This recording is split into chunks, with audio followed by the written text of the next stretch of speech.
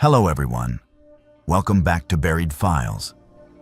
Tonight we bring you 7 deeply disturbing true cruise ship horror stories that will shatter any illusions of safety on the open ocean. These are not works of fiction, but genuine experiences shared by crew members and passengers who witnessed events that defy logical explanation while trapped miles from shore. Each account comes directly from individuals who lived through encounters with the unexplained, the dangerous, and the impossible aboard vessels where escape is not an option. The ocean holds mysteries that humanity has barely begun to comprehend. And cruise ships sail through waters where the boundaries between our world and something darker grow thin. If you crave authentic horror content rooted in real testimonies that will haunt your thoughts long after you finish listening, subscribe to Buried Files and activate the notification bell so you never miss our investigations into the terrifying truths that others refuse to acknowledge. After these chilling accounts, we encourage you to share your own experiences or thoughts in the comments section below. Whether you have sailed these waters yourself or simply want to discuss what we have uncovered, now prepare yourself as we journey into the darkness that lurks beneath the waves and within the steel corridors of ships where help is hours or days away. It was March of 2023. Camilla was working as a bartender on the Mediterranean Star, one of those massive cruise ships that feels more like a floating city than a boat. The kind of place where you could walk for 20 minutes and still not see the same corridor twice. Where thousands of passengers move through the decks like schools of fish, anonymous and temporary. Camilla had been working the late shift at the Starlight Lounge on Deck 8 for 3 months by that point, and she thought she had seen everything that cruise ship nightlife had to offer. The usual rhythm of serving drinks to tourists, the sound of slot machines in the casino next door, the endless ocean beyond the windows that stretched into darkness every single night. That changed the night she met the woman in the red dress. It was around 11:30 in the evening, and the lounge was starting to empty out. Most passengers had either moved on to the casino or retired to their cabins. Camilla was wiping down the bar, counting the minutes until her shift ended at midnight, when she noticed her. The woman sat alone at a corner table near the floor-to-ceiling windows, wearing a vintage red evening dress that looked like something out of the 1950s. Her hair was styled in perfect victory rolls, and she wore a string of pearls around her neck that caught the dim lounge lighting. Everything about her seemed carefully curated, deliberately old-fashioned, as if she had stepped out of a black and white photograph and into the modern world. Camilla watched as the woman stared out the window at the dark Mediterranean waters, her hands folded on the table in front of her. She did not look at her phone. She did not speak to anyone. She just sat there, motionless, with an expression on her face that Camilla could not quite read. It was not sadness exactly, but something deeper, something that made Camilla feel uncomfortable even from across the room. After a few minutes, Camilla approached the table, her server instincts overriding her unease. She asked if the woman would like to order anything. The woman turned slowly, and when her eyes met Camilla's, there was a moment of recognition that felt impossible. The woman smiled, but it was not a happy smile. It was the kind of smile someone gives when they recognize something they have lost. She ordered a martini, very specific, with 3 olives and a twist of lemon. Camilla prepared the drink and brought it back to the table, setting it down carefully on the polished wood surface. The woman thanked her in a soft voice that seemed to come from very far away. And then she said something that made Camilla's skin prickle with goosebumps. She said, "You look just like her. Just like my daughter." Camilla did not know how to respond to that. She offered a polite smile, the kind service workers perfect over years of dealing with strange passenger comments, and started to walk away. But the woman reached out and touched Camilla's wrist, her fingers cold despite the warm lounge air. She said, "Please, just for a moment. Let me look at you." Camilla stood there, frozen, while the woman studied her face with an intensity that felt invasive, as if she were trying to memorize every detail. After what felt like an eternity but was probably only 30 seconds, the woman released her grip and sat back in her chair. She picked up the martini glass, but did not drink from it, just held it between her hands, like she was trying to absorb its coldness. Camilla excused herself and returned to the bar, her heart beating faster than it should have been. She told herself it was just a lonely passenger, maybe someone who had lost a child and was seeing resemblances that were not really there.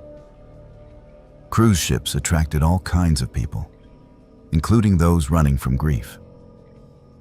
But when Camilla glanced back at the corner table a few minutes later, the woman was still staring at her, the untouched martini still cradled in her hands. The next night, the woman appeared again. Same corner table, same red dress, same pearls, same untouched martini that Camilla brought her without being asked. This time, the woman did not just stare. She spoke more, her voice gaining strength as the minutes passed. She told Camilla about her daughter, a young woman named Sarah who had been 23 years old when she disappeared. She described Sarah in vivid detail. Her long, dark hair that she wore in a braid down her back, her habit of biting her lower lip when she was concentrating, the small scar above her left eyebrow from a childhood accident. And as the woman spoke, Camilla felt a creeping sense of recognition, because she had long, dark hair that she wore in a braid. She did bite her lower lip when she was thinking, and she did have a small scar above her left eyebrow from falling off a bicycle when she was 7 years old. The woman reached into a small beaded purse that hung from her chair and pulled out a photograph. It was old, the colors faded and the edges worn from being handled too many times. She slid it across the table toward Camilla, and when Camilla looked down at it, her breath caught in her throat. The young woman in the photograph could have been her twin. Same face shape, same eyes, same smile. The only differences were the clothing and the hairstyle, which dated the photo to somewhere around the mid-1980s. Camilla asked where the photo was taken, her voice barely above a whisper. The woman's face crumpled slightly, and she said, "On a cruise ship, the week before she disappeared." That was when Camilla learned that Sarah had vanished from a Mediterranean cruise in the summer of 1987. She had been traveling with her mother, the woman in the red dress, to celebrate her college graduation. On the fourth night of the cruise, Sarah had gone to the upper deck to watch the sunset and never returned. The crew searched every inch of the ship. The Coast Guard was called. Divers searched the waters where the ship had been sailing. But Sarah was simply gone, as if she had stepped through a door into another dimension and closed it behind herself. The woman had been searching for answers ever since, taking cruise after cruise on the same route, hoping to find some trace of her daughter, some explanation for the impossible disappearance. Camilla did not know what to say. She mumbled some inadequate words of sympathy and returned to her duties behind the bar, but her hands were shaking as she poured drinks for the other passengers. The woman stayed until the lounge closed at 2 a.m, sitting in her corner with the untouched martini, staring out at the dark water. When Camilla left for the night, the woman was still there, and a security guard had to gently escort her back to her cabin. The third night, the woman appeared again. By this point, Camilla had started to dread her shifts, checking the corner table every few minutes with a mixture of fear and fascination. The woman seemed to have more energy this time, more urgency. She told Camilla about the investigation into Sarah's disappearance, about the theories that ranged from suicide to murder to human trafficking. She spoke about the other families she had met over the years, people whose loved ones had also vanished from cruise ships under mysterious circumstances. Cases that barely made the news and were quickly forgotten by everyone except those left behind. And then, as the night wore on and the lounge emptied out, the woman leaned forward and said something that Camilla would never forget. She said, "She never made it home. But sometimes, I think she is still here, still on the water, still waiting." Camilla asked what she meant by that, but the woman just shook her head and stood up, smoothing down her red dress with hands that trembled slightly. She picked up her beaded purse and started to walk toward the exit. Camilla called after her, wanting to ask more questions, wanting to understand what was happening. The woman paused in the doorway and turned back, and in the dim lighting of the lounge, her face seemed to flicker, like an old film projector skipping frames. She smiled that same sad, knowing smile and said, "Take care of yourself, Camilla. The ocean does not give back what it takes." And then she was gone. Camilla stood there for a moment, her heart pounding, and then she made a decision. She needed to know more. She needed to understand who this woman was and whether her story was real. After her shift ended, she went down to the security office on Deck 3 and asked if they could help her identify a passenger. She described the woman in detail. The red dress, the vintage styling, the pearl necklace, the corner table in the Starlight Lounge. The security officer on duty pulled up the passenger manifest and asked for a cabin number or a last name. Camilla realized she had neither. The woman had never actually ordered a drink using a room charge or a credit card. The martinis had simply appeared on Camilla's order pad, part of her nightly routine, and she had never questioned it. The security officer frowned and asked Camilla to describe the woman again. He pulled up surveillance footage from the Starlight Lounge, scrolling through the recordings from the past 3 nights. Camilla watched the screen, waiting to see the woman in red appear in the corner near the windows. But as the footage played, her blood ran cold. She saw herself moving through the lounge, serving drinks to various passengers, wiping down the bar. She saw herself walk to the corner table multiple times, saw herself set down martini glasses and stand there as if listening to someone speak. But the chair across from her was empty. The corner table showed no other person. On the surveillance footage, Camilla appeared to be talking to thin air, serving drinks to a customer who did not exist. The security officer looked at Camilla with concern and asked if she was feeling all right, if perhaps she needed to see the ship's medical staff. Camilla insisted that she was fine, that there must be some mistake with the cameras, some technical glitch that failed to record the woman. But even as she said it, she knew how it sounded. The security officer suggested that Camilla take a few days off, get some rest, maybe speak to someone about the stress of working late-night shifts. Camilla left the office feeling numb, her mind racing with possibilities that all seemed impossible. She could not sleep that night. She lay in her small crew cabin on Deck 2, staring at the ceiling and thinking about the woman, about Sarah, about the photograph that showed a face identical to her own. The next morning, she went to the ship's library, a small quiet space on Deck 5 that most passengers ignored in favor of the pools and casinos. She used one of the public computers to search for information about cruise ship disappearances in 1987. It took some time, but eventually she found it. A brief news article from a Mediterranean newspaper dated August 1987. It reported that a young American woman named Sarah Collins had gone missing from the cruise ship Mediterranean Star during a voyage from Barcelona to Rome Her mother, Margaret Collins, had been traveling with her. The search had been called off after 3 days. No trace of Sarah was ever found. Camilla felt the room spin around her. The Mediterranean Star, the same ship she was working on right now. She searched for more information about Margaret Collins and found an obituary from 2003. Margaret had died of cancer at the age of 68 in a hospice in Boston. The obituary mentioned that she was predeceased by her daughter Sarah, who had died in 1987.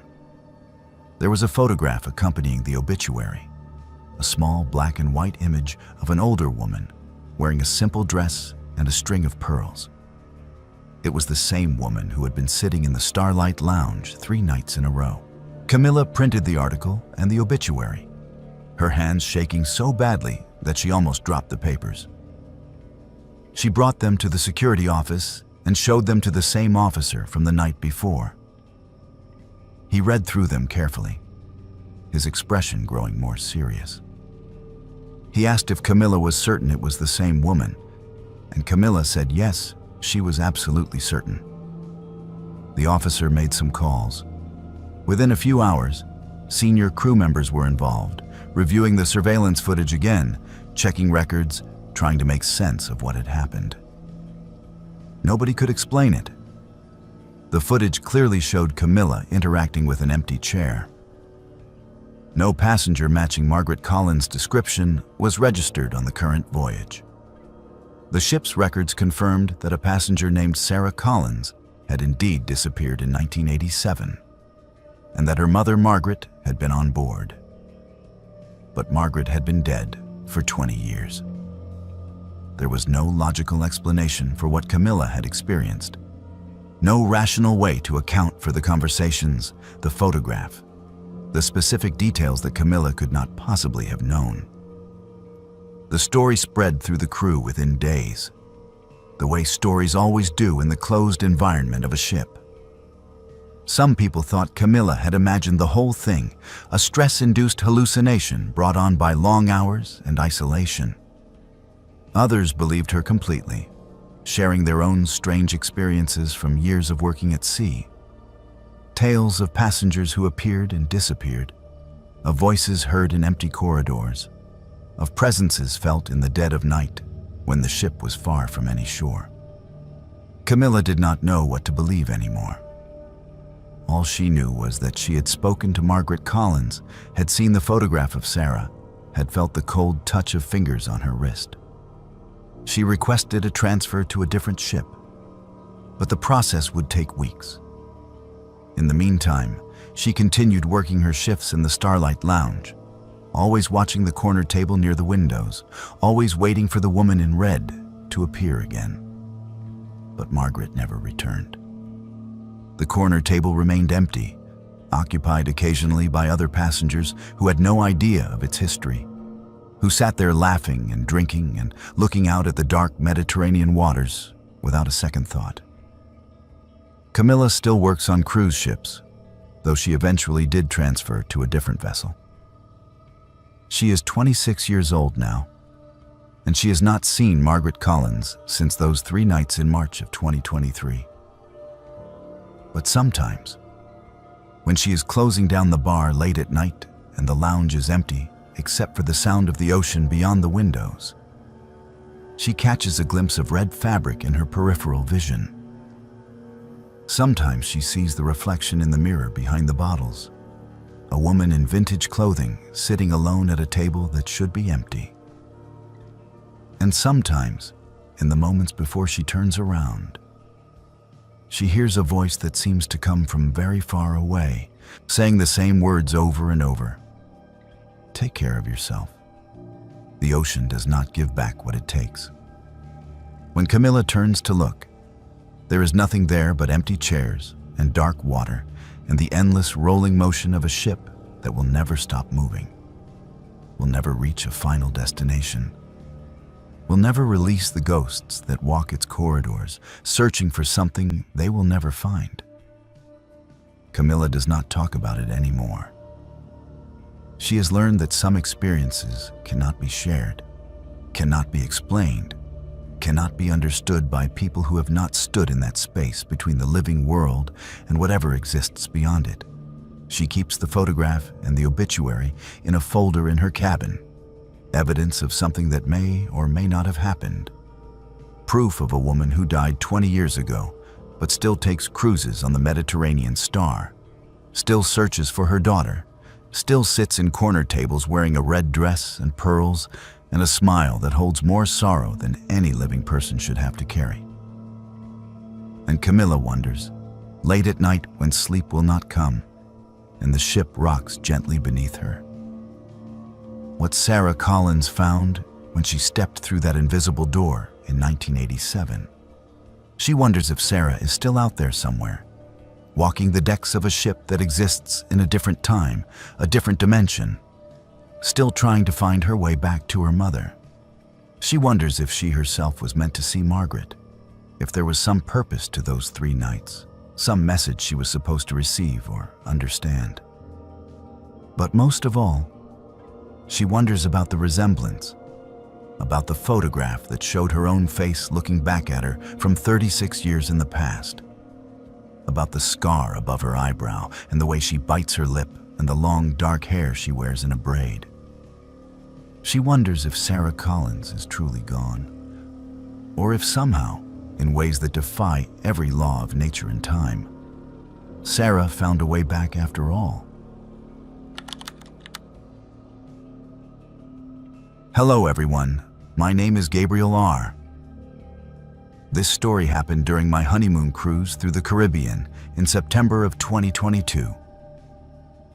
I want to start by saying that I have never been someone who believes in ghosts or paranormal activity. I studied engineering in college. I work with concrete facts and measurable data. Everything in my life has always had a logical explanation, a rational cause and effect. But what happened on that cruise ship challenged everything I thought I understood about reality. And 2 years later, I still cannot explain it in any way that makes sense. Elena and I met during our junior year at the University of Florida. She was studying art history, and I was in the engineering program. We sat next to each other in a philosophy elective that neither of us particularly wanted to take, and we bonded over our shared frustration with the reading assignments. We dated for 3 years after graduation, living in a small apartment in Tampa while I worked for a construction firm and she worked at a local museum. When I proposed to her on the beach at sunset, she said yes before I even finished asking the question. We spent the next 2 years saving money for the wedding and for a proper honeymoon, putting away a little bit from each paycheck until we finally had enough to book a 7-day Caribbean cruise on a ship called the Royal Majesty. The Royal Majesty was enormous, one of those modern cruise ships that looks more like a floating hotel than a traditional vessel. It had 15 decks, multiple restaurants, 3 pools, a casino, a theater, and enough entertainment options to keep 3,500 passengers occupied for weeks. Our cabin was on Deck 9, number 9428, what the cruise line called an interior stateroom. It did not have a window or balcony, but it was clean and comfortable, with a queen-sized bed, a small bathroom, and enough storage space for our luggage. We did not plan to spend much time in the cabin anyway. The whole point of the cruise was to explore the ship and visit the different ports of call. Elena is petite, about 5 feet 3 inches tall, with auburn hair that falls to her shoulders and brown eyes that seem to change color depending on the light. She has this way of getting excited about small things, like the towel animals the housekeeping staff would leave on our bed each evening or the intricate ice sculptures in the buffet restaurant. I am tall, just over 6 feet, with brown hair and brown eyes and the kind of build that comes from spending time in the gym, but not obsessively. We were both 28 years old at the time, and we felt like we had our whole lives stretching out ahead of us, full of possibility and adventure.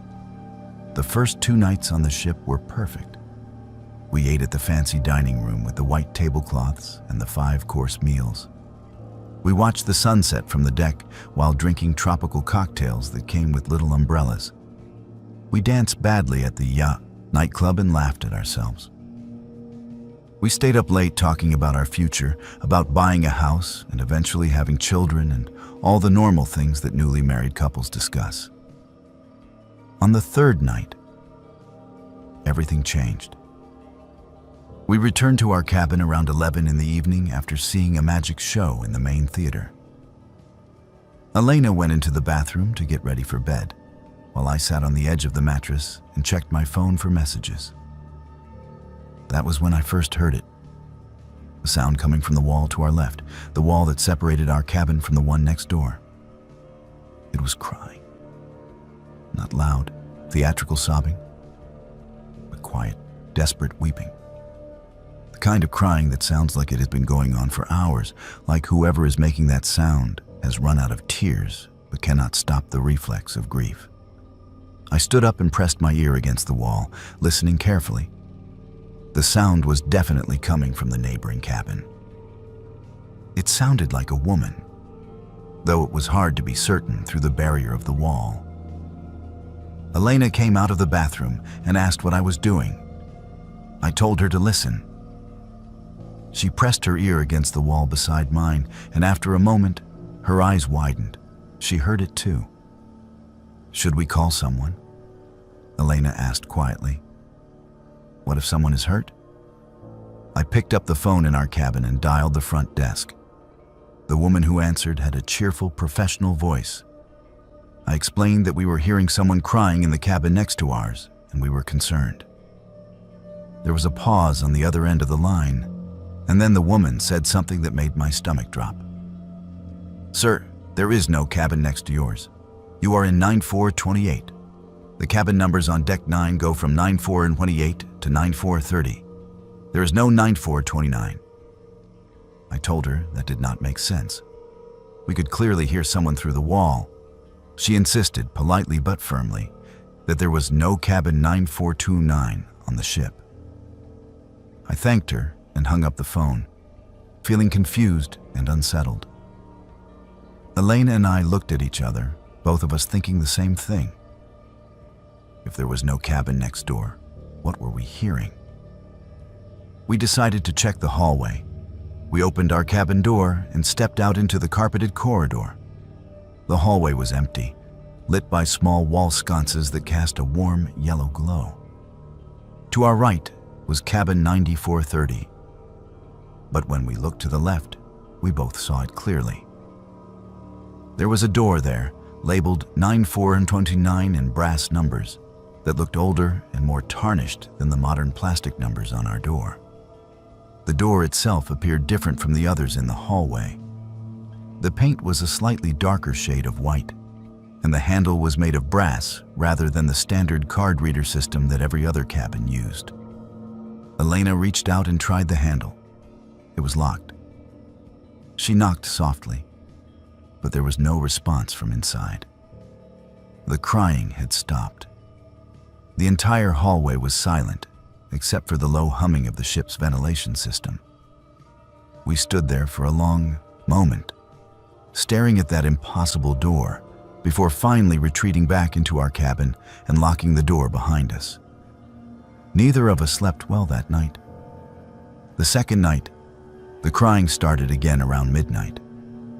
This time it lasted longer, nearly an hour of constant weeping that seemed to echo through the walls. I went out into the hallway and tried the handle of cabin 9429 again. Still locked. When I returned to our cabin, Elena was sitting on the bed with her arms wrapped around herself, looking pale and frightened. We called the front desk again. A different person answered this time, a man with a Caribbean accent. He gave us the same answer. There was no cabin 9429.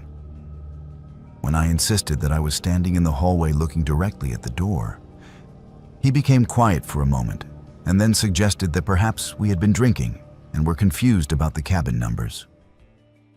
I hung up on him. On the third night, Elena woke me up at 2 a.m. by shaking my shoulder frantically. When I opened my eyes, she was pointing at the wall opposite our bed. Gabriel," she whispered, her voice shaking. "There is someone at the window." I sat up quickly, my heart pounding. We had an interior cabin. There was no window. The wall opposite the bed was solid, covered in a decorative wallpaper with a geometric pattern. But as I stared at it in the darkness, I saw what Elena was seeing. There was a face pressed against the wall, as if the wall were glass and someone was looking in at us from the other side. The features were indistinct, blurred and pale, but I could make out a woman's face with dark hair and wide, desperate eyes. She seemed to be mouthing words, though no sound came through. Then, as quickly as she had appeared, she was gone. Elena started crying. I turned on all the lights in the cabin and checked every corner, every closet, the bathroom, everywhere. There was nothing and no one. The wall was solid and normal. But when I placed my hand against it, the surface was ice cold, far colder than the air-conditioned temperature of the room should have made it. On the fourth night, we discovered the water. We had been out late trying to stay away from the cabin as long as possible, dancing at the nightclub until nearly 3 in the morning. When we returned and opened the cabin door, we both stopped in the doorway, staring. There were wet footprints on the carpet, leading from our bathroom door across the floor to the wall that separated us from cabin 9429. The footprints were small, like they had been made by bare feet, and they gleamed in the overhead light, still wet and fresh. The entire cabin smelled like seawater, that distinctive salt and decay odor of the ocean. I checked the bathroom. The floor was completely dry. The shower had not been used. There was no logical source for the water. Elena refused to enter the cabin. She stood in the hallway while I examined everything, trying to find a rational explanation. There was none. Eventually, we went to the guest services desk in person at 3 in the morning and demanded to speak to a manager. The woman at the desk was sympathetic but unhelpful. She pulled up our cabin information on her computer and, once again, insisted that there was no cabin 9429 anywhere on the ship. When I raised my voice and insisted that we had seen the door, had touched it, she offered to have security escort us back to our cabin to prove it. 2 security officers accompanied us back to Deck 9. We walked to our cabin door, and I pointed to the left, ready to show them the brass numbers and the old-fashioned handle. But the wall was blank. Smooth white paint stretched from our door to the next cabin, 9430, with no door in between. I stood there speechless while the security officers exchanged glances that clearly indicated they thought we were either drunk or crazy. They suggested we get some rest and left us standing in the empty hallway. Back inside our cabin, Elena and I sat on the bed in silence. I knew what I had seen. I knew that door had been there. But I also knew that it was gone now, and I had no way to prove that it had ever existed. We considered leaving the ship at the next port, cutting our honeymoon short and flying home. But something stubborn in me refused to be driven away by something I did not understand. The next morning, I went looking for answers. I spent hours wandering the crew areas of the ship, trying to find someone who had worked on the Royal Majesty for a long time. Eventually, I met a man named Luis, a maintenance worker who had been with the ship for nearly 20 years. He was in his late 50s, with gray hair and tired eyes. And when I asked him about cabin 9429, his expression changed completely. He looked around to make sure no one was listening, and then he told me to follow him to a quiet corner of the crew mess hall. Luis spoke in a low voice, his English accented but clear. He told me that cabin 9429 had been sealed in 1998 after a passenger murder-suicide. A couple on their honeymoon, he said. The husband had killed his wife and then killed himself.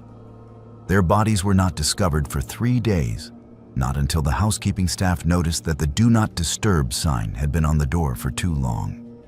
The ship underwent a major renovation after that incident, and cabin 9429 was officially removed from the system. The door was sealed from the inside, the cabin number erased from all records, and the space was simply absorbed into the structure of the ship. But Luis said that some crew members still saw things. They heard crying late at night. They saw a door appear in the hallway that should not be there. They found wet footprints that smelled like seawater. The official policy was to deny everything, to insist that cabin 9429 did not exist and never had. But the truth, Luis told me, was that something remained in that space, something that could not rest. On the fifth night, Gabriel woke at 3 in the morning to find the door to his cabin standing wide open. He sat up in bed, his heart hammering in his chest, and saw a trail of wet footprints leading from the doorway out into the hall.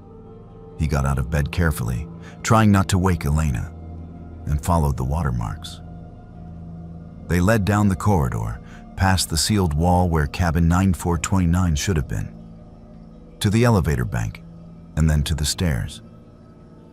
Gabriel followed them up, deck after deck, until he reached the open deck at the very top of the ship.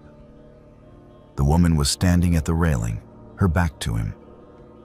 She wore a white nightgown that was soaked through with water, clinging to her thin frame. Her dark hair hung wet and tangled down her back. Gabriel could hear himself breathing, could hear the wind and the sound of the ocean far below. But he could not seem to make his feet move.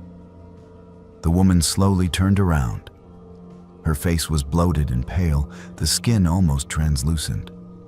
Her eyes were wide and glassy, and her mouth opened in a silent scream that showed dark water inside instead of a throat. She raised one arm and pointed directly at Gabriel, her finger accusing, demanding. Then she turned back to the railing and jumped. Gabriel rushed forward, his rational mind screaming that this was impossible, that he needed to call for help, that there was a person in the water. He reached the railing and looked down, searching the dark waves for any sign of her. There was nothing. No splash, no ripples in the moonlit water. Nothing at all.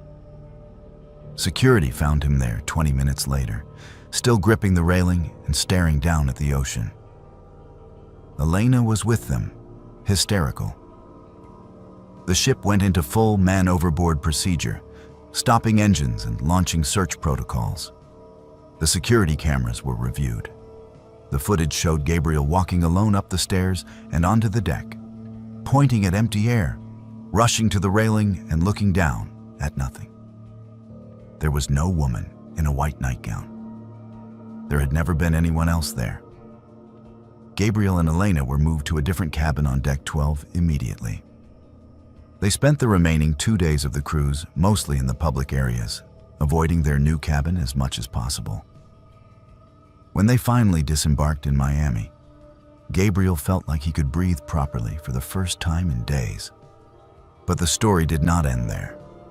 Gabriel researched the ship's history when they returned home. He found old newspaper articles from 1998 about the incident Luis had described. The victims were named Thomas and Marie Brennan, married for less than a month. The official investigation had ruled it a murder-suicide, though some family members disputed that conclusion. Gabriel found a photograph of Marie Brennan in one of the archived articles. She had dark hair and pale skin, and the same desperate eyes Gabriel had seen staring at him from the deck railing. 2 years have passed since that honeymoon cruise. Elena refuses to discuss what happened. She has nightmares, sometimes, waking up gasping and saying she can hear someone crying through the walls. Gabriel keeps all the documentation he collected in a folder in his desk drawer. He has found online forums where other passengers report similar experiences on the Royal Majesty, always involving Deck 9, always involving Cabin 9429. The cruise line denies everything, as Luis said they would. But the stories continue.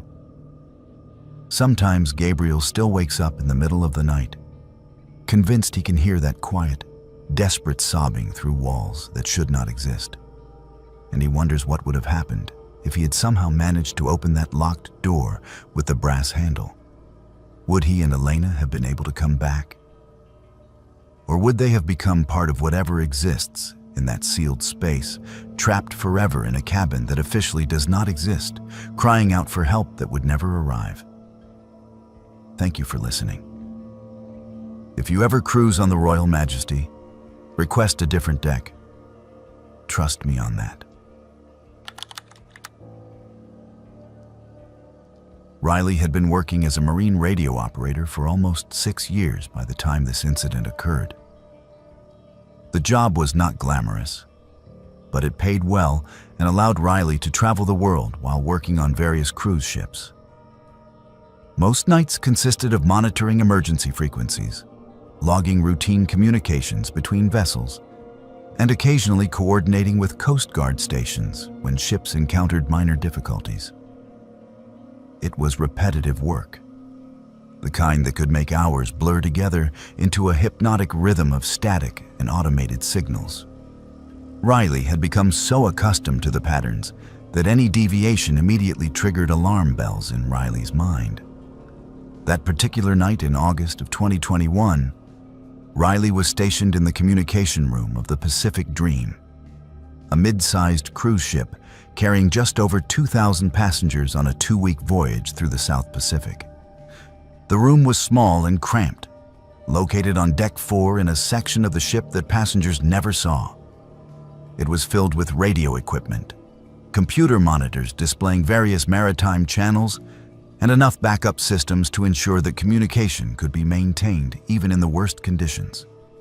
Riley sat in the ergonomic chair that had molded to Riley's body shape over countless night shifts, sipping lukewarm coffee from a thermos and watching the green lines of data scroll across the primary monitor. At exactly 2:30 in the morning, the automated man overboard alert system registered an incoming signal. The sharp electronic beep cut through the quiet of the communication room, and Riley sat up immediately, setting down the coffee and pulling up the signal details on the screen. The system displayed the information in clear white text against a black background. Ship name, Ocean Serenity. Position, approximately 200 nautical miles to the northwest of the Pacific Dream's current location. Alert type, man overboard, automated beacon activation. Timestamp, 02.28 hours. Riley followed standard protocol. The incident was logged in the communication database, and a notification was sent to the Pacific Dream's bridge to inform the captain. Man overboard situations were always serious, though most of them occurred on other vessels and only required the Pacific Dream to maintain awareness in case assistance was needed. Riley sent a brief acknowledgement signal to the Ocean Serenity and then sat back to wait for any follow-up communications. 45 minutes later, at 3:15 in the morning, another alert came through. Same ship, Ocean Serenity. Another man overboard signal, different beacon identification number, indicating a separate incident. Riley frowned at the screen, feeling the first stirrings of concern. 2 man overboard events from the same ship in less than an hour was highly unusual. It suggested either a serious safety problem or, more ominously, something deliberate happening aboard that vessel. Riley immediately attempted to establish direct radio contact with the Ocean Serenity. The standard hailing frequencies produced nothing but static. Riley tried the emergency channel, then the backup frequencies, then every possible channel that a cruise ship should monitor. There was no response. Just the empty hiss of radio waves traveling across the dark ocean with no one on the other end to receive them. At 3:45 in the morning, a third signal arrived. Ocean Serenity, man overboard, different beacon. Riley stood up from the chair, pacing the small communication room and feeling genuine alarm now. Something was terribly wrong. Riley contacted the Pacific Dreams Bridge directly, speaking with the officer on watch and explaining the situation.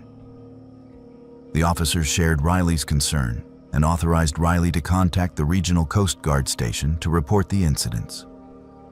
The Coast Guard operator who answered Riley's call was professional and calm. Riley provided all the details. 3 separate man overboard signals from the Ocean Serenity over the course of an hour and 15 minutes. No response to radio hailing attempts. Last known position based on the automated beacon coordinates. The Coast Guard operator asked Riley to hold while she verified the information in the maritime database. When she came back on the line, her voice had changed. She sounded confused. She told Riley that according to the International Ship Registry and the current vessel tracking system, the Ocean Serenity was currently docked in San Diego, California, undergoing scheduled repairs. The ship had been non-operational for the past 6 weeks. It was impossible for man overboard signals to be originating from that vessel because the Ocean Serenity was not at sea. Riley pulled up the signal data again, checking and rechecking the information. The authentication codes embedded in the automated beacon signals matched the Ocean Serenity's registered emergency equipment perfectly. The beacon identification numbers corresponded to life jackets assigned to that specific ship. There was no question that the signals were coming from Ocean Serenity equipment. But if the ship was in port in San Diego, how could beacons be activating in the middle of the Pacific Ocean? The Coast Guard operator asked Riley for the exact coordinates where the signals originated. Riley read them off the screen. There was a pause, and then the operator informed Riley that she was showing no vessels of any kind in that area on the radar tracking system. The coordinates pointed to open ocean, deep water, far from any shipping lanes. The operator said she would dispatch a patrol to investigate, but she sounded skeptical. Riley thanked her and ended the call, feeling a cold sensation spreading through Riley's chest. At 4:20 in the morning, the 4th and final signal came through. Ocean Serenity, man overboard. By this point, Riley had been staring at the monitors for nearly 2 hours, and fatigue was starting to mix with fear in a disorienting combination. Riley logged the signal automatically, noting the time and beacon identification in the database. Then Riley did something that was not strictly part of the job. Riley began searching through the archived communication logs, going back through weeks and months of recorded data, looking for any previous signals from the Ocean Serenity. What Riley found made the cold sensation turn into ice. There were no signals in the current year. But going back exactly 12 months to August of the previous year, there were entries. 4 man overboard signals from the Ocean Serenity, all occurring on the same date, August 15th, at intervals of approximately 45 minutes. The times matched almost exactly with the signals Riley had just received. And going back another 12 months before that, there they were again. 4 signals, same ship, same date, same intervals. Riley printed out the archived logs and compared them side by side with tonight's data.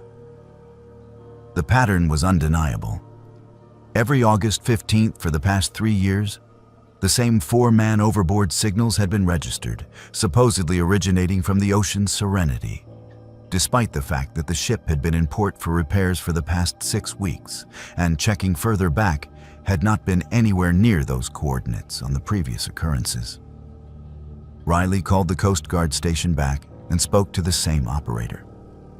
Riley explained about the pattern, about the identical signals occurring on the same date each year. The operator's skepticism faded somewhat as she pulled up her own historical records and confirmed what Riley was reporting. She said that a patrol vessel had been dispatched to the coordinates and should arrive within approximately 3 hours. She promised to contact Riley with any findings. Riley spent the rest of the shift trying to find a rational explanation. Equipment malfunction seemed possible, except that the signals had valid authentication codes. Some kind of hoax or prank seemed unlikely given the consistency over multiple years, and the fact that activating emergency beacons fraudulently was a serious federal crime. Natural phenomena interfering with the radio equipment could not account for the specificity of the ship identification and beacon numbers. When Riley's shift ended at 6 in the morning, there had been no word from the Coast Guard. Riley went to Riley's cabin but could not sleep, lying in the narrow bunk and staring at the ceiling while the ship rocked gently on the swells. At noon, Riley returned to the communication room, even though it was Riley's off hours. The day shift operator looked up in surprise when Riley entered. Riley asked if there had been any updates from the Coast Guard about the Ocean Serenity investigation. The day operator pulled up the messages and shook his head. The Coast Guard patrol had reached the coordinates at approximately 7:30 that morning. They had conducted a thorough search of the area using radar, sonar, and visual observation. They had found nothing. No debris, no life jackets, no signs of any vessel having been in the area recently. The water in that location was over 3,000 feet deep, and the ocean floor mapping showed nothing but empty seabed. The Coast Guard had officially closed the incident as a false alarm caused by unknown technical interference. But Riley was not satisfied with that explanation. Over the next several days, Riley became somewhat obsessed with the mystery. During off hours, Riley researched the Ocean Serenity's history, looking for any incidents that might explain the phantom signals. What Riley discovered made everything worse. During a Caribbean cruise in August 2 years prior, 4 passengers had disappeared from the Ocean Serenity under mysterious circumstances. The incidents had occurred over the course of a single night, with passengers vanishing from different areas of the ship without any witnesses or security camera footage showing what happened to them.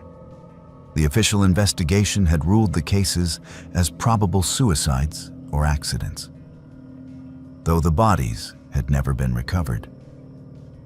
The ship had been taken out of service shortly after for the repairs and safety upgrades it was still undergoing.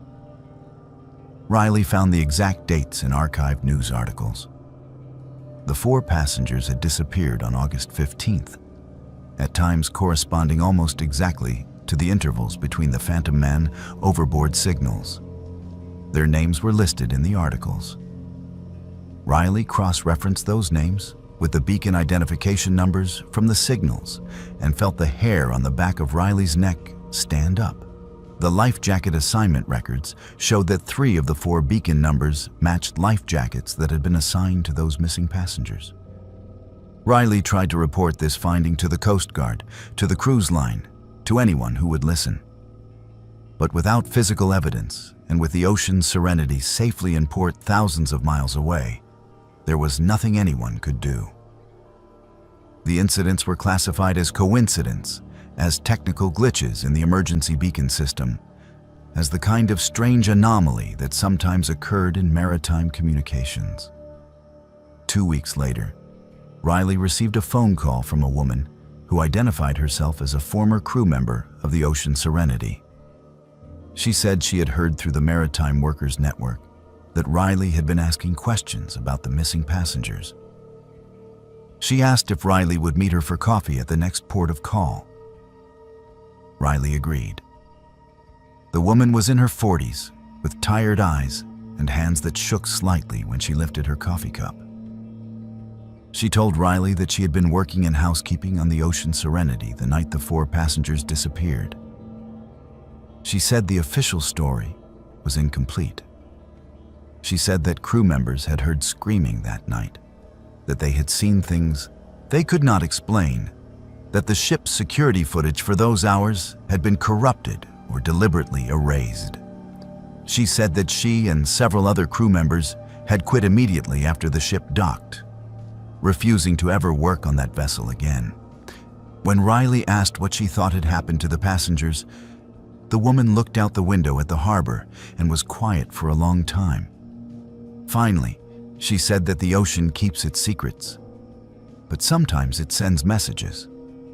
Sometimes it reminds us that there are forces we do not understand and deaths that demand to be remembered. Riley still works as a marine radio operator, currently stationed on a different ship traveling different routes. But every August 15th, Riley makes sure to be on duty during the early morning hours. And every year, the signals come through like clockwork.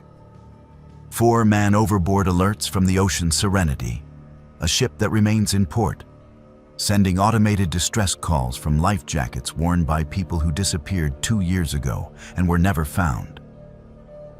Riley logs them every time, documenting the pattern that no one else seems willing to acknowledge.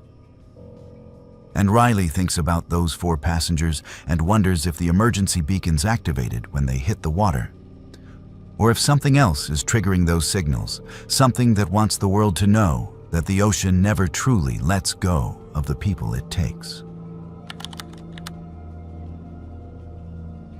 This happened when Caleb was 23 years old, working his first contract as a deckhand on a major cruise ship. He had graduated from college the previous spring with a degree in marine biology, but the research positions he had hoped for were scarce and competitive.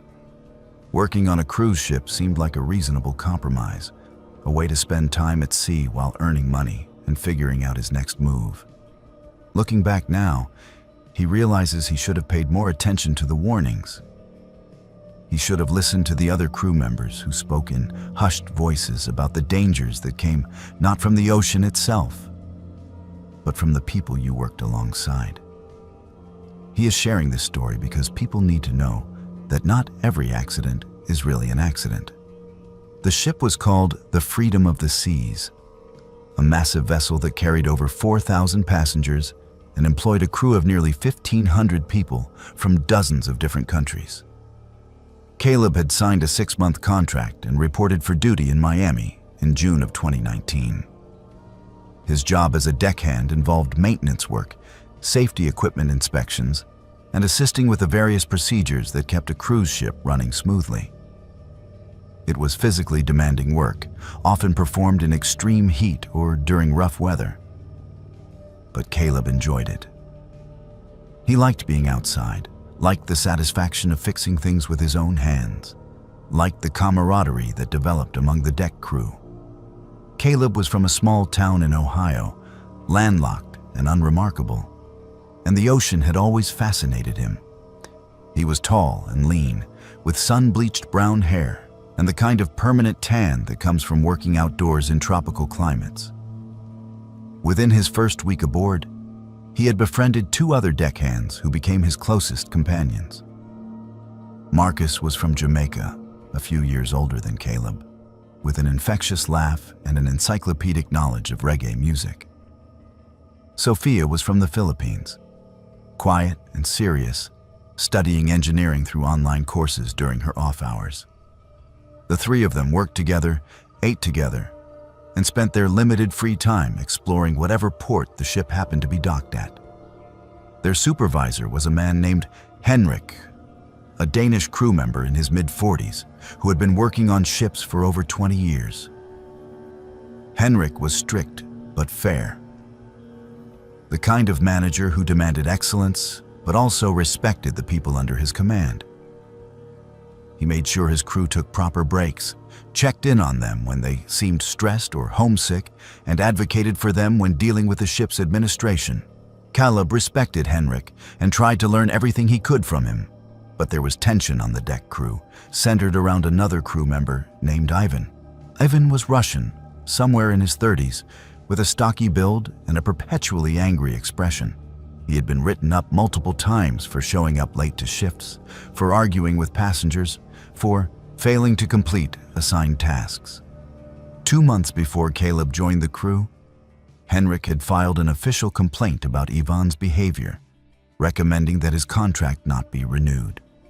Ivan knew about the complaint, and his resentment toward Henrik was obvious to everyone who worked with them. In early August, 3 months into Caleb's contract, the monthly lifeboat drill was scheduled. These drills were mandatory safety procedures, required by maritime law to ensure that all crew members knew how to properly deploy and operate the lifeboats in case of a genuine emergency.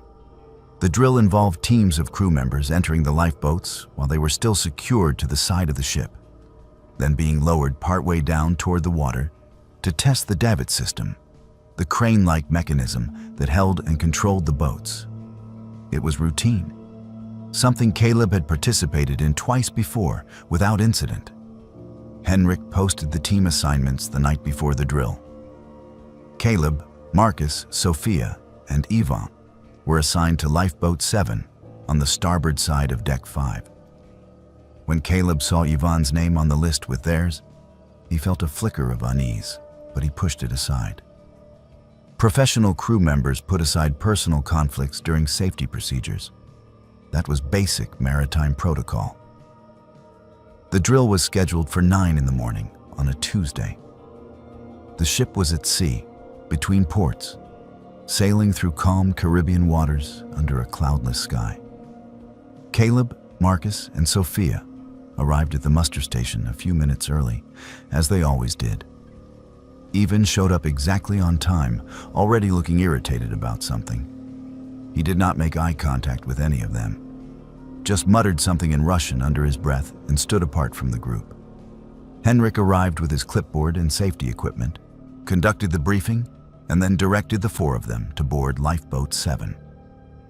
The lifeboat was an enclosed capsule designed to protect passengers from the elements during an emergency evacuation. It had small round windows, bench seating along both sides, and enough capacity for approximately 60 people. Caleb climbed in first, taking a seat near the front. Marcus and Sophia followed, sitting across from each other in the middle section. Yvonne entered last and sat near the back, still wearing that strange, angry expression. Henrik secured the hatch from the outside and moved to the control panel mounted on the deck. Through the small window, Caleb could see him checking gauges and switches, following the standard procedure. Henrik gave a thumbs-up signal, and then the davit system engaged with a mechanical whir. The lifeboat shifted slightly as it took the full weight of the 4 crew members inside, and then it began to descend. The lowering process was supposed to be smooth and controlled. A steady descent of about 20 feet until the boat was hovering just above the water's surface, at which point it would be raised back up and the drill would be complete. That is not what happened. They had descended perhaps 10 feet when the lifeboat suddenly jerked violently to one side. Caleb grabbed the edge of his seat to keep from being thrown across the interior. Sophia let out a sharp cry of alarm. The lifeboat tilted at a dangerous angle, maybe 30 degrees off level, and everyone inside slid toward the lower side. Marcus shouted something, but Caleb could not hear him over the sound of the davit cables groaning under the uneven strain. The emergency brake should have engaged automatically, stopping the descent and locking the lifeboat in place while the problem was assessed. But the brake did not engage. Instead, the lifeboat dropped, falling approximately 15 feet in less than 2 seconds before hitting the ocean surface sideways. The impact was tremendous, a bone-jarring crash that knocked Caleb's head against the wall and filled the interior with the sound of stressed metal and rushing water. For a few seconds, everything was chaos. The lifeboat rocked violently in the wake of the ship. Water was coming in through a damaged seal near the hatch, not flooding in quickly but steadily enough to be dangerous. Sophia was unconscious, slumped against Marcus with blood running from a gash on her forehead where she had struck something during the fall. Her arm was bent at an unnatural angle, clearly broken. Marcus was shouting into the emergency radio, but no sound was coming out. The equipment was dead. Caleb looked toward the back of the lifeboat where Ivan sat. Yvonne had been thrown from his seat during the fall, but appeared uninjured, and he was smiling. It was a strange, satisfied smile that made Caleb's blood run cold. Ivan looked directly at Caleb and said, in perfect English, "Accidents happen all the time on ships. Henrik should have been more careful with the equipment. In that moment, Caleb understood. This was not an accident. This was deliberate. Ivan had done something to the lifeboat, had sabotaged the davit system or the emergency brake or both, intending to cause exactly this kind of catastrophic failure. And he had done it because of his grudge against Henrik, not caring that he might kill or injure the other crew members who were trapped in the boat with him. Caleb did not have time to process the rage he felt. Sophia was injured and possibly dying. They were taking on water. The radio was not working. He kicked out one of the small round windows, breaking the reinforced glass with his boot heel, and began waving his arms and shouting for help. The ship's emergency response team had already seen the lifeboat fall and were launching a rescue boat from a different davit point. Within 10 minutes, all 4 of them had been pulled from the damaged lifeboat and brought back aboard the ship. Sophia was rushed to the medical bay with a severe concussion, a broken arm, and several cracked ribs. She spent 2 days unconscious before finally waking up. And she still has permanent nerve damage in her arm that ended her dreams of becoming an engineer. Marcus and Caleb were bruised and shaken, but physically uninjured. Ivan claimed to have injured his back during the fall, though medical examination found no evidence of any damage. The ship's safety officer immediately began an investigation. When the davit system for Lifeboat 7 was examined, the inspectors found that one of the critical bolts in the release mechanism had been partially unscrewed, just enough that it would fail under the weight and motion of the lowering procedure. The security footage showed Ivan near Lifeboat 7 the night before the drill, alone during a time when he should have been off duty. When confronted, Ivan claimed he had been conducting a routine inspection, something that was technically within his job responsibilities, but highly unusual for him to do voluntarily. A search of Ivan's cabin revealed a journal filled with angry entries about Henrik and the ship's management. Multiple pages described his desire to teach them a lesson about safety and to show them what happens when they try to get rid of good workers. The entries made it clear that Ivan had planned some kind of retaliation, though they did not explicitly admit to sabotaging the lifeboat. Ivan was arrested by ship security and confined to a holding area until the vessel reached the next port, where he was turned over to federal authorities. The legal case dragged on for months, complicated by jurisdictional issues and the fact that the incident occurred in international waters. Eventually, Ivan was convicted of reckless endangerment and criminal negligence. He served 2 years in federal prison. Henrik quit the cruise line 3 months after the incident. Despite being a victim of Ivan's vindictive sabotage, he could not shake the guilt of having been at the control panel when the lifeboat fell. He could not stop thinking that maybe he should have noticed something was wrong, should have caught the tampering before the drill began, should have protected his crew better. Caleb heard through the Maritime Workers Network that Henrik now works at a shipyard in Copenhagen, on dry land, never setting foot on another cruise ship. Caleb finished his contract, but did not renew it. He works now at a marine research facility in California, the kind of position he had wanted all along, though the path to get there was far more traumatic than he ever could have imagined. He still has nightmares about the tilting lifeboat, about the moment of impact with the water, about seeing Sophia's unconscious body and not knowing if she was alive. But what haunts him most is Ivan's face, that satisfied smile, the absolute lack of remorse in his eyes. Because the worst part of working at sea, Caleb now understands, is not the danger of storms or mechanical failures or the vast, indifferent ocean that surrounds you. The worst part is realizing that you trust your crew with your life. You depend on them absolutely. And when that trust is broken, everything becomes dangerous. Not all cruise ship horror stories are about passengers or ghosts or mysterious disappearances. Sometimes the real danger comes from the people you work alongside every day. The ones who wear uniforms and smile and harbor resentments that can turn deadly without warning. Lily thinks about this experience every single day since it happened. 3 years have passed, and she still cannot fully process what she witnessed or thought she witnessed on that June morning in 2022. She has questioned her own sanity more times than she can count, has wondered if stress or exhaustion or some kind of psychological break caused her mind to fabricate the entire experience. But deep down, in the place where certainty lives beyond rational explanation, Lily knows that what happened on the Celestial Voyager was real.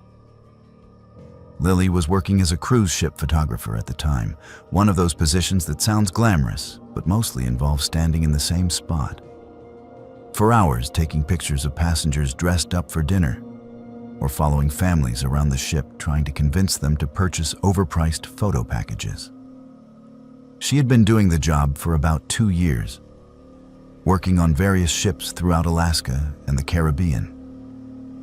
The Celestial Voyager was a small luxury liner, carrying a maximum of 800 passengers, catering to an older, wealthier demographic who wanted a more intimate cruise experience.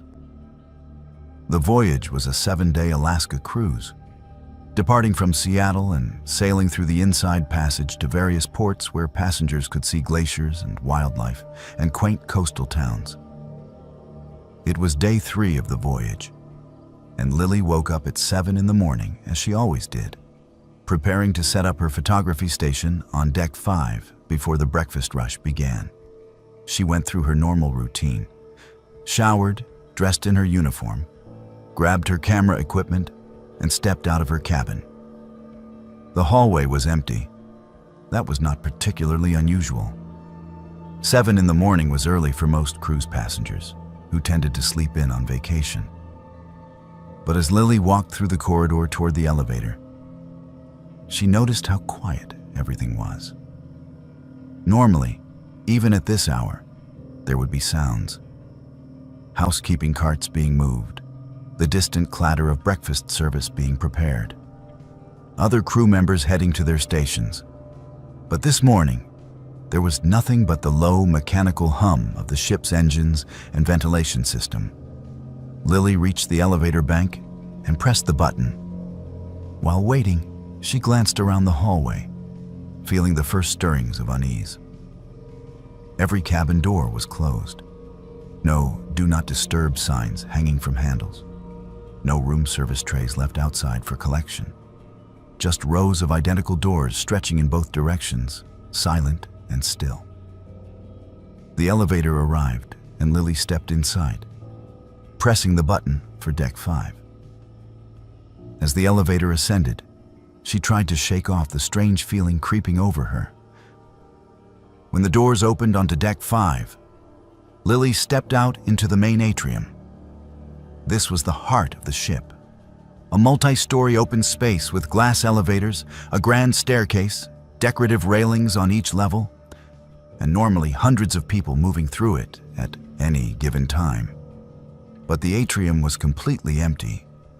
Lily stood there, her camera equipment bag hanging from her shoulder, staring at the vacant space.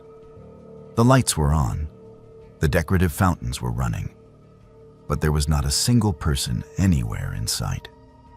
Lily walked quickly to the main restaurant on Deck 6. The doors were propped open, and inside she could see tables set for breakfast. The buffet stations were filled with food in warming trays. Steam rose from coffee urns. Fresh fruit was arranged in artistic displays. Everything looked ready for service, but there were no passengers eating and no crew members working. Just empty tables and the smell of eggs and bacon and the eerie silence of a space designed for crowds that contained no one at all. Panic started to build in Lily's chest. She pulled out her phone and tried calling her supervisor. The call went straight to voicemail. She tried texting several coworkers. No responses. She ran to the pool deck on Deck 7. The pools were filled with water that reflected the morning sky, Loungers were arranged in neat rows, some with towels already laid out. The bar was set up and ready for business. But there was not a single person anywhere on the entire deck. Lily returned inside and started running through the ship, checking passenger areas frantically. The casino was empty, slot machines standing silent and dark. The theater had its lights on and the stage curtains drawn, but every seat was vacant. The shops were unlocked with merchandise displayed on shelves and registers ready to process transactions, but no shopkeepers and no customers. Lily made her way back to the cabin deck and began pounding on doors, shouting for someone to respond. Her voice echoed off the walls, but nobody answered. She sprinted to the crew areas, thinking maybe there had been some kind of emergency drill that she had somehow missed notification of. But the crew mess hall was empty. The laundry room was running, machines tumbling loads of linens, but no workers were present. The administrative offices were vacant, computers on and screensavers cycling through crew's promotional images. And then Lily went to the bridge. The door to the bridge should have been locked. It was always locked. Access was restricted to senior officers only. But when Lily reached the heavy metal door, it was standing open about 6 inches. She hesitated, her hand shaking as she pushed it wider. The bridge was empty. Control panels glowed with displays showing the ship's course, speed, and position. Coffee cups sat on the console, still warm to the touch when Lily pressed her fingers against them. A half-eaten sandwich rested on the captain's chair. Navigation charts were spread across the table. But there was no captain, no officers, no one at all manning the controls of a ship that was currently sailing through Alaskan waters carrying 800 passengers. The ship was operating on autopilot, Lily realized. The systems were running themselves, maintaining course and speed, but there was nobody actually piloting the vessel. She stood in the empty bridge, her mind struggling to process the impossible situation. Where had everyone gone? All 600 passengers and 200 crew members could not have simply disappeared. There had to be a rational explanation. That was when Lily noticed the piece of paper lying on the navigation table. It was a single sheet, handwritten in neat block letters. The message was simple and terrifying. Deck 2, Cargo Hold 3. Lily held the paper with trembling fingers. Every instinct screamed at her to not go down to Deck 2, to not investigate cargo holds, to stay in the relative safety of the passenger areas. But she needed answers. She needed to know what had happened to everyone. She folded the paper and put it in her pocket, left the bridge, and took the stairs down to Deck 2. The cargo deck was restricted area, industrial and cold, lit by harsh fluorescent lights and lined with metal doors that required security clearance to access.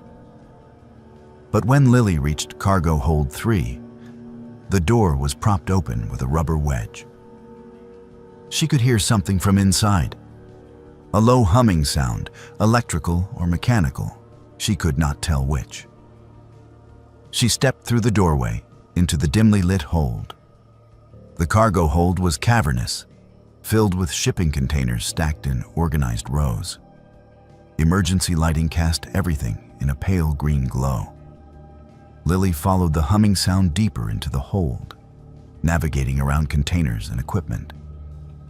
And then she rounded a corner and stopped dead, her breath catching in her throat. They were all there, every passenger and every crew member, more than 800 people, standing motionless in the cargo hold. They faced the same direction, toward the far wall, their backs to Lily. Nobody moved. Nobody spoke. They just stood there, perfectly still, eyes open and staring at something Lily could not see from her angle. Lily wanted to scream, but no sound would come out. She approached the nearest person, a woman in a bathrobe who must have come straight from her cabin. Lily touched her shoulder and shook her gently. The woman did not react. Lily moved around to see her face. The woman's eyes were open and unblinking, fixed on the wall ahead. Lily checked her pulse.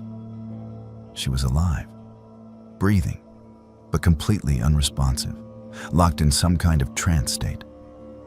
Lily moved through the crowd, checking other people. They were all the same.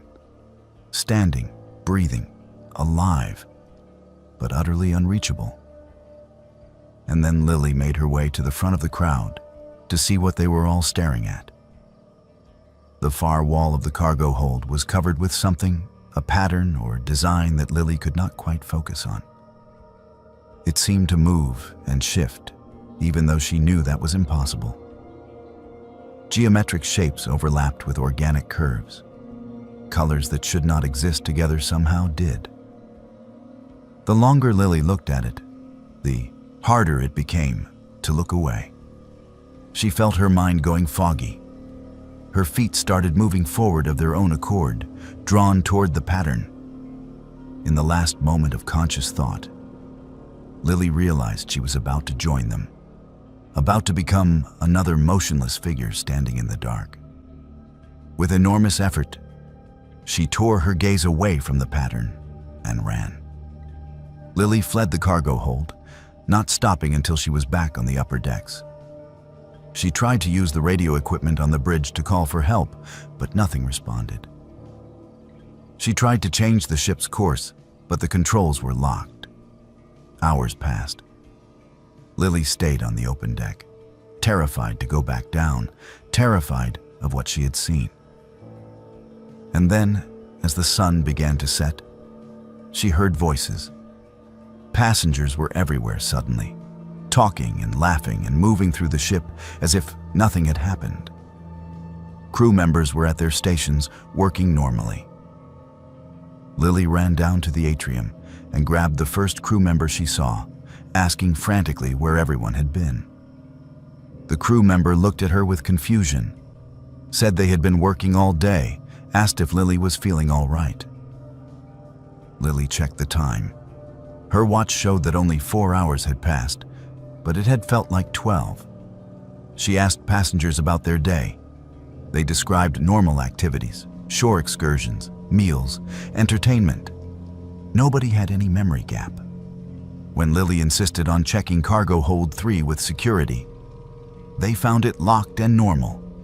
No pattern on the wall, no evidence that 800 people had been standing there in a trance. The security officer said the hold had been sealed all voyage. The ship's doctor examined Lily and suggested stress and exhaustion. Lily completed the rest of the cruise in a state of fear, watching other passengers constantly.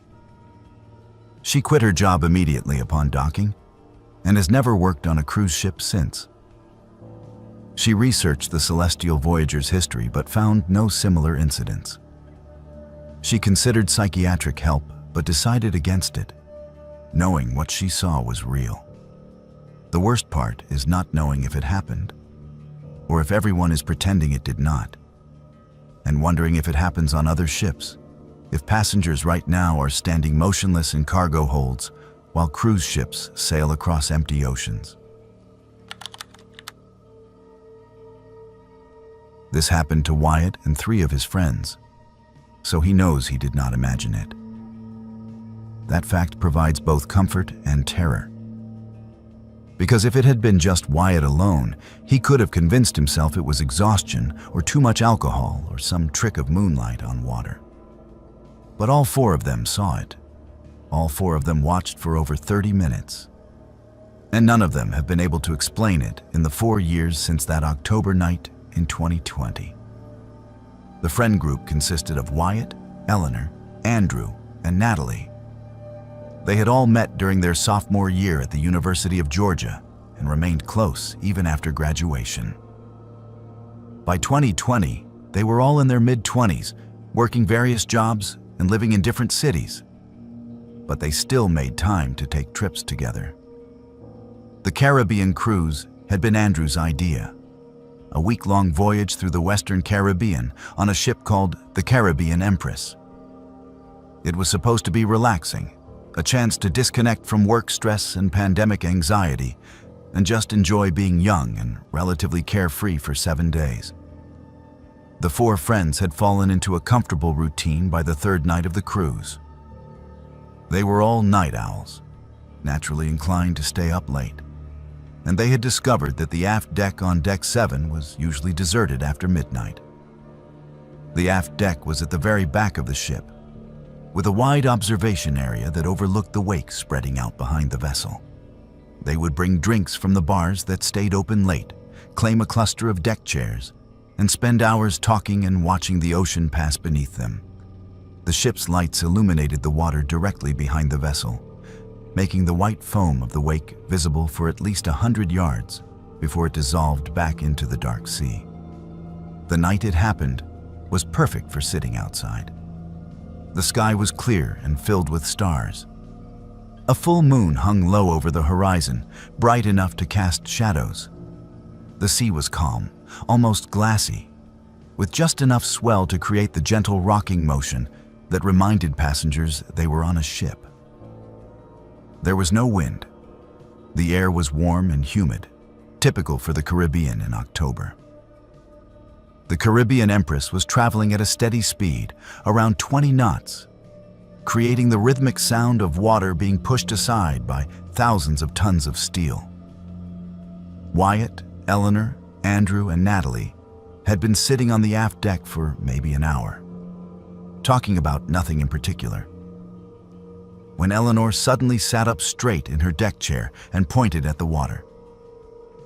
"What is that?" she asked, her voice uncertain. The others followed her gaze.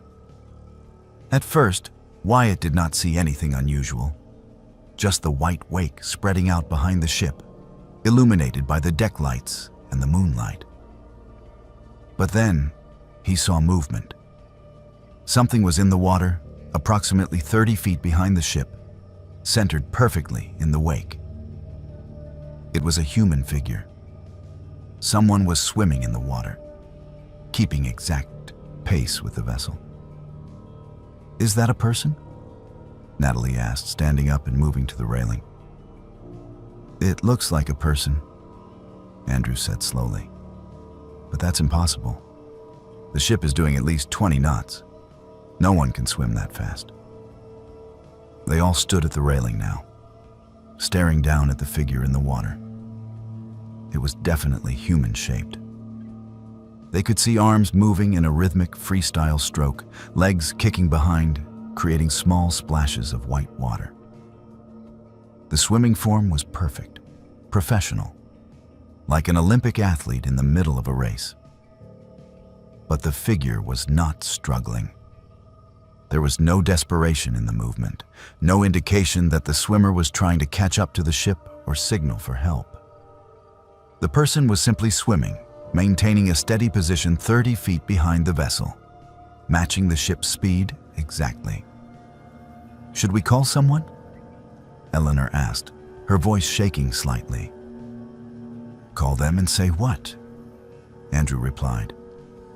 "That someone is swimming behind the ship?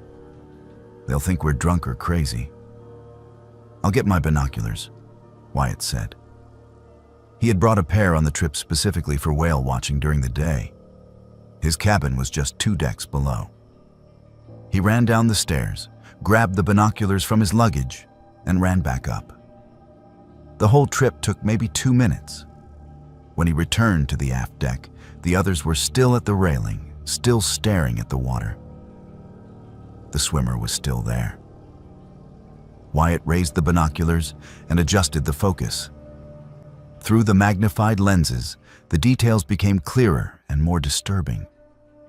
The swimmer was male, lean, and muscular, with dark hair slicked back by the water.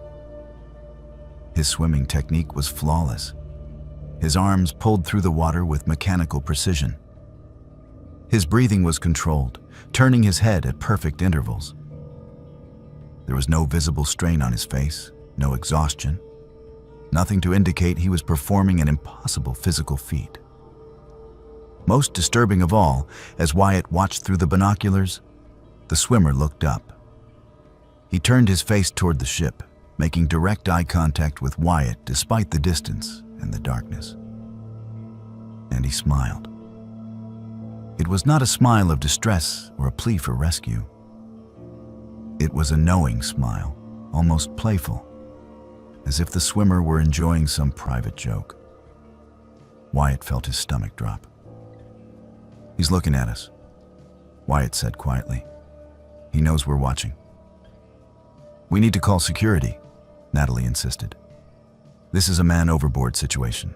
They need to stop the ship." They debated for maybe 30 seconds, all while continuing to watch the swimmer. Finally, they agreed that regardless of how impossible it seemed, they needed to alert the crew. Andrew pulled out his cabin key card, which had the emergency number printed on the back, and used his cell phone to call the bridge. The conversation was brief and confusing. Andrew tried to explain that there was someone swimming behind the ship, keeping pace with the vessel. The officer, on the other end of the line, sounded skeptical, but said he would dispatch security to the aft deck immediately. Andrew hung up and they waited, all four of them still watching the swimmer in the water below. The security officers arrived within 3 minutes. There were two of them, both looking tired and annoyed at being called out for what they probably assumed was a prank. Wyatt, Eleanor, Andrew, and Natalie all started talking at once, pointing at the water, insisting there was someone swimming behind the ship. The security officers approached the railing and looked down at the wake. "Where?" one of them asked. "Right there," Wyatt said, pointing. 30 feet back, right in the center of the wake. The security officer pulled out a high-powered flashlight and swept the beam across the water. The light illuminated the white foam, the dark swells beyond, but nothing else. "I don't see anything," he said. "He was just there," Eleanor said desperately. "All four of us saw him. He was swimming." The other security officer was already radioing the bridge, confirming that there were no man overboard alerts and no reports of missing passengers or crew. He asked the four friends if they had taken any video or photos. None of them had. It had not occurred to any of them to record what they were seeing. They had been too mesmerized, too shocked. The security officers were polite but clearly skeptical. They explained that it was physically impossible for a human being to swim at 20 knots, that the ship would have left anyone in the water miles behind within minutes. They suggested that what the friends had seen was probably a dolphin or a large fish, maybe even a reflection of the moonlight, creating an optical illusion. They logged the incident as a possible marine life sighting and suggested the friends get some rest. After the security officers left, the four friends stood at the railing in silence. Wyatt scanned the water with the binoculars, searching for any sign of the swimmer. There was nothing. The wake spread out behind the ship, empty except for foam and moonlight. Whatever they had seen, or whoever they had seen, was gone. "I know what I saw," Eleanor said quietly. "That was a person, a man swimming." "We all saw it," Andrew agreed. "All four of us." They stayed on the aft deck for another hour, waiting to see if the swimmer would reappear. He did not. Eventually, exhaustion and unease drove them back to their cabins. None of them slept well that night. The next morning, they met for breakfast and immediately started researching on their phones. They searched for reports of people swimming behind cruise ships, for explanations of what they might have witnessed. What they found was disturbing. There were dozens of reports, maybe hundreds, scattered across cruise ship forums and travel blogs and Reddit threads. Different ships, different oceans, different years, but the same basic story. Passengers reporting seeing a figure, swimming in the wake, keeping impossible pace with the vessel, sometimes for hours. Always night sightings, always in calm waters, always dismissed by crew. They found a forum post from 2015 where a couple described watching a swimmer follow their Caribbean cruise ship for an entire night. From midnight until sunrise. They found a blog entry from 2018 where a solo traveler in the Mediterranean reported seeing a figure swimming behind the ship, waving at passengers before disappearing. They found a Reddit thread from 2019 with multiple people sharing similar experiences from an Alaska cruise, describing a swimmer in freezing water who showed no signs of hypothermia or distress. None of the reports were taken seriously by cruise lines or maritime authorities. All were classified as misidentifications of marine life or tricks of light on water. But the consistency was undeniable. The details matched across unrelated reports from people who had no connection to each other. And in several accounts, witnesses mentioned the same detail that haunted Wyatt. The swimmer had made eye contact and smiled. The four friends returned to the aft deck every night for the remainder of the cruise. They never saw the swimmer again, but they noticed other passengers standing at the railings late at night, looking down at the water, pointing at something. They overheard conversations in elevators and restaurants where people described seeing something in the wake, something they could not quite explain. Nobody wanted to be the first to say they saw a person swimming behind the ship. Nobody wanted to be thought crazy. After the cruise ended, Wyatt became somewhat obsessed with finding an explanation. He contacted maritime researchers and oceanographers, most of whom politely dismissed his inquiry. But one researcher sent a cryptic response that Wyatt has never forgotten. The researcher wrote, "There are things in deep ocean that we do not understand. Things that have been there far longer than ships have been sailing. Some of them watch us. Some of them follow us. And some of them want to be seen." The researcher also mentioned that similar sightings appeared in ship logs going back over 100 years, always dismissed, never officially investigated.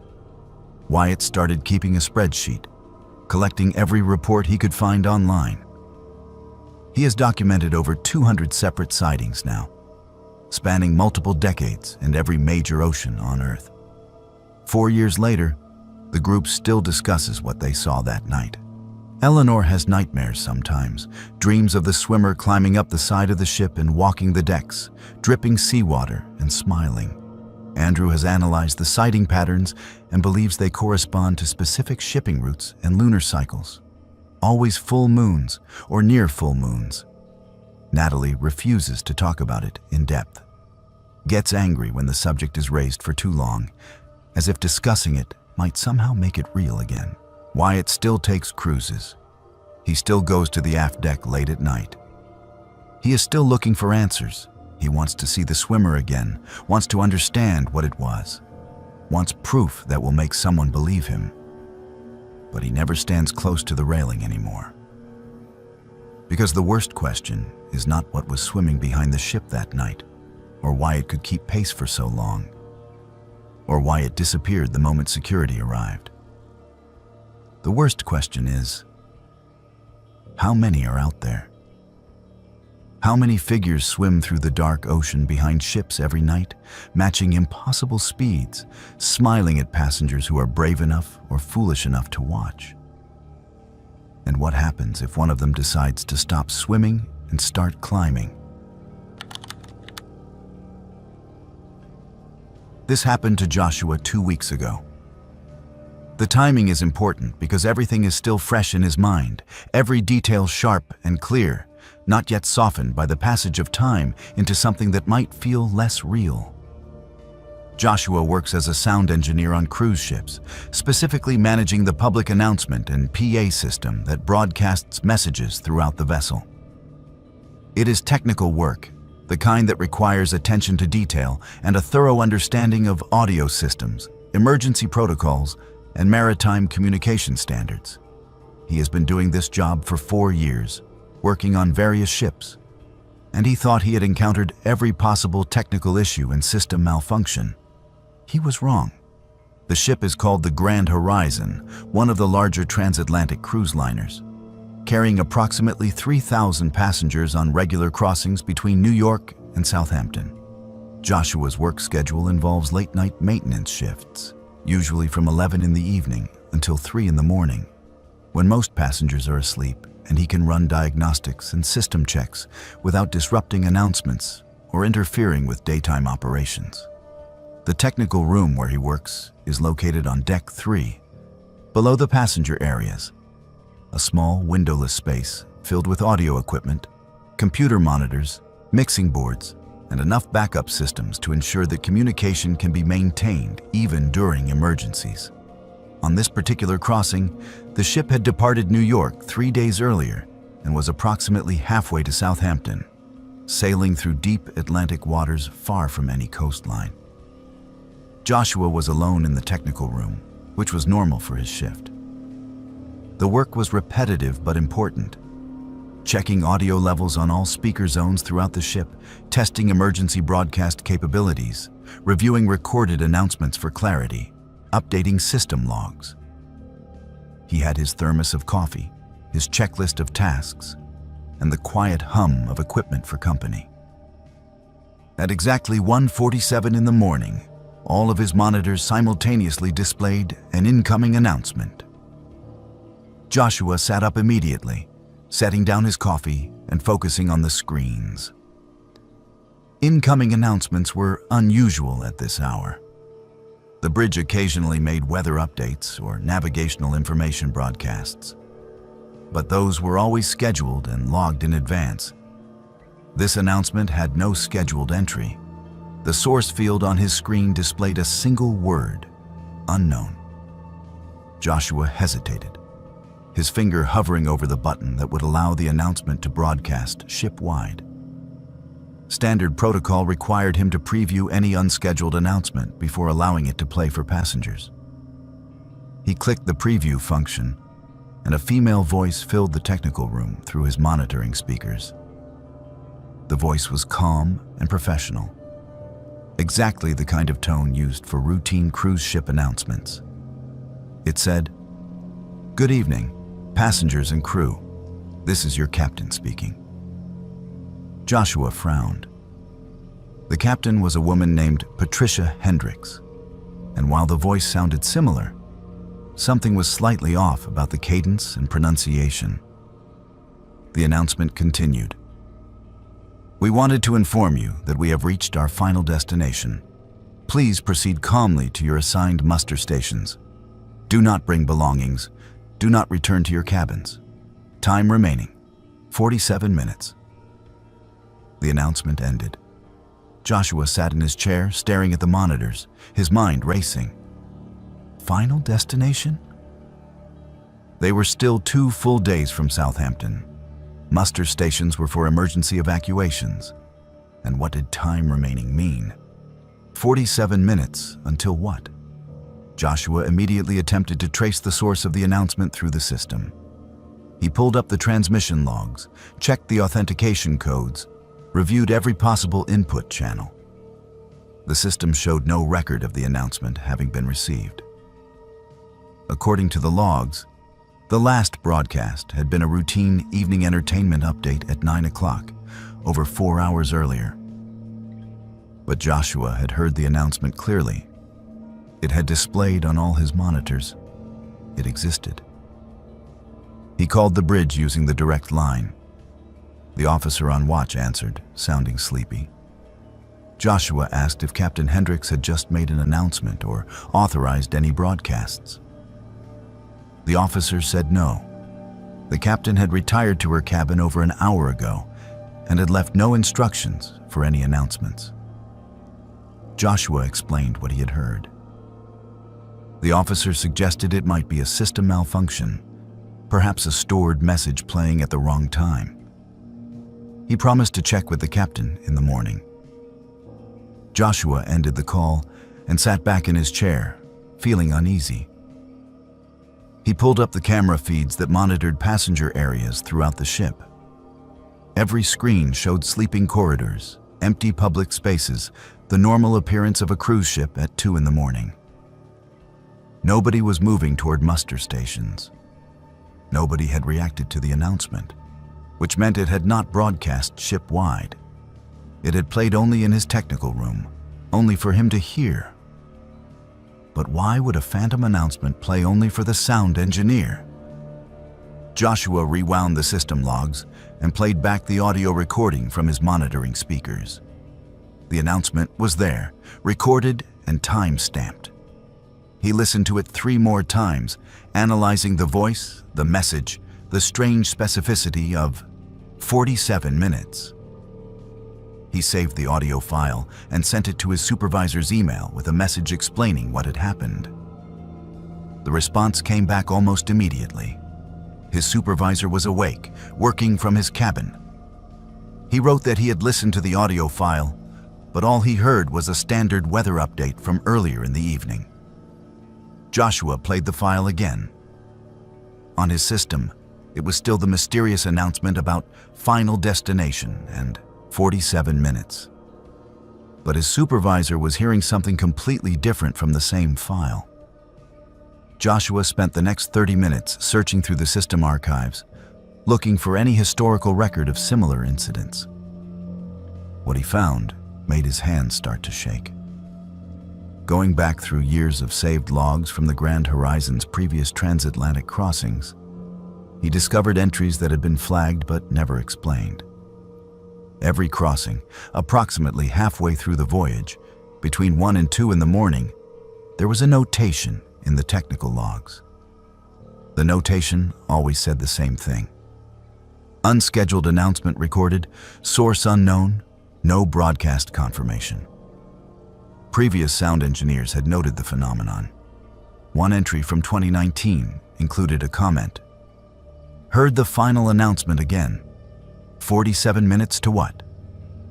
Another entry from 2021 simply said, protocol suggests ignoring phantom broadcasts, logging for record only. Joshua checked the timestamp on the announcement he had received. 1:47 in the morning. 47. He looked at the message again. Time remaining, 47 minutes. That would be 2:34 in the morning. He decided to stay in the technical room, to watch the clocks and monitors, to see if anything happened at 2:34. The minutes passed slowly. Joshua maintained his normal duties, but his attention kept returning to the clock display. At 2:20, he made fresh coffee, his nerves making his hands unsteady. At 2:30, he was sitting motionless in front of the monitors, watching multiple camera feeds and system displays simultaneously. At exactly 2:34 in the morning, the lights in the technical room flickered. It was brief, maybe half a second, but Joshua felt his heart rate spike. On his monitors, every system readout briefly showed red warning indicators before immediately returning to green. The ship's emergency backup systems logged an automatic activation lasting 3 seconds. And then everything was normal again. Joshua pulled up the ship's electrical system logs. There had been a power fluctuation at 2:34, a brief drop in primary power that had triggered the backup generators. The fluctuation had lasted 3 seconds before primary power was restored. On a ship this size, with redundant systems and multiple power sources, such an event should have been impossible without a significant mechanical failure somewhere in the engine rooms. Joshua reported the power fluctuation to engineering through the ship's internal communication system. The night engineer on duty said he would investigate. 2 hours later, when Joshua's shift ended at 6 in the morning, he received a message from the engineering team. They had found a fault in one of the primary electrical distribution panels. It was a minor issue, easily repaired, but if it had not been discovered and fixed, it could have cascaded into a much more serious problem. The MIST engineer estimated that if the fault had been allowed to continue, the ship would have experienced a major power failure within approximately 47 minutes of the initial fluctuation. A major power failure on a ship in the middle of the Atlantic Ocean would mean loss of navigation systems, communication systems, propulsion. In emergency scenarios, the time estimate for coordinating rescue operations for a disabled vessel in that location was approximately 47 minutes before the situation would become critical. Joshua did not sleep that day. He spent hours researching the Grand Horizon's maintenance history, looking at previous transatlantic crossings. Each time the Phantom announcement had been reported by sound engineers. He found corresponding entries in engineering logs from the following day. Small electrical faults, minor mechanical issues, problems that had been discovered and repaired before they became catastrophic. All of them occurring at approximately the same point in the crossing. All of them potentially serious if left unaddressed. It was as if the ship itself was warning the sound engineers. As if some presence or consciousness aboard the vessel was sending messages through the PA system, alerting crew members to problems before they became disasters. But why the sound engineers? Why that specific announcement? And why could nobody else hear it the way it was intended? Joshua finished that crossing and returned to New York. He has since completed 3 more transatlantic voyages on the Grand Horizon. Each time, halfway through the crossing, between 1 and 2 in the morning, he hears the announcement. Final destination, 47 minutes. Each time, he logs it. Each time he watches the clock until 2:34. And each time, something small but significant happens. A brief power fluctuation, an unusual vibration in the engine system, a momentary loss of satellite communication. And each time, the engineering team discovers a minor fault that could have become catastrophic if left unchecked. Joshua has stopped reporting the announcements as anomalies. He has stopped trying to explain them to supervisors or colleagues. He simply listens, logs the time, and waits for 2:34 in the morning to see what the ship is trying to tell him. Other sound engineers who work on the Grand Horizon have started comparing notes. They all hear it. They all receive the same message. They have all learned to pay attention to what happens at 2:34, to make sure the engineering team investigates thoroughly, to trust that 47 minutes might be all the warning anyone gets before something goes terribly wrong. Joshua still works on the Grand Horizon. He still does late-night maintenance between 11 and 3. And when the announcement comes, as it always does, he no longer feels afraid, he feels grateful. Because whatever is speaking through the PA system, whatever consciousness or presence has attached itself to this ship, it is not trying to harm anyone. It is trying to save them. And Joshua has learned that sometimes the most important part of his job is not managing the sound system. Sometimes it is simply listening.